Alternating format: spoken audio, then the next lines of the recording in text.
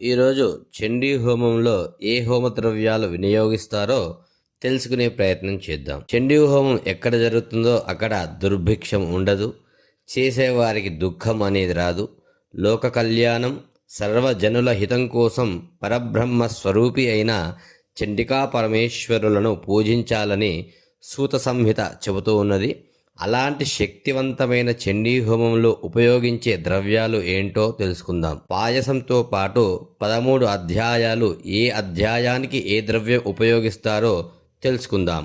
Blouse పీసులు, తమలపాకులు, పసుపు కుంకుమ, అష్టద్రవ్యముల పొడి, ఎర్ర గులాబీ పుష్పములు, మారేడు దళములు, అక్షతలు, తామర పువ్వు, మోదుగ పుష్పము, నెయ్యితో పాటు మొదటి అధ్యాయంలో వెలగపండు, రెండవ అధ్యాయంలో కొబ్బరి పొడి లేదా కొబ్బరి ముక్కలు, మూడవ అధ్యాయంలో విప్ప పువ్వు, నాలుగవ అధ్యాయంలో పచ్చి వక్కలు, ఐదవ అధ్యాయంలో జామపండు, ఆరవ అధ్యాయంలో కొబ్బరి కురుడి, ఏడవ అధ్యాయంలో మంచి గుమ్మడికాయ ముక్క, ఎనిమిదవ అధ్యాయంలో చెరుకు ముక్కలు, తొమ్మిదవ అధ్యాయంలో చెరుకు ముక్కలతో పాటు మంచి గుమ్మడికాయ ముక్క, 10వ అధ్యాయంలో మాతులుంగ ఫలము, 11వ అధ్యాయంలో దానిమ్మ పండు, 12వ అధ్యాయంలో మారేడు ఫలము, 13వ అధ్యాయంలో అరటిపండు.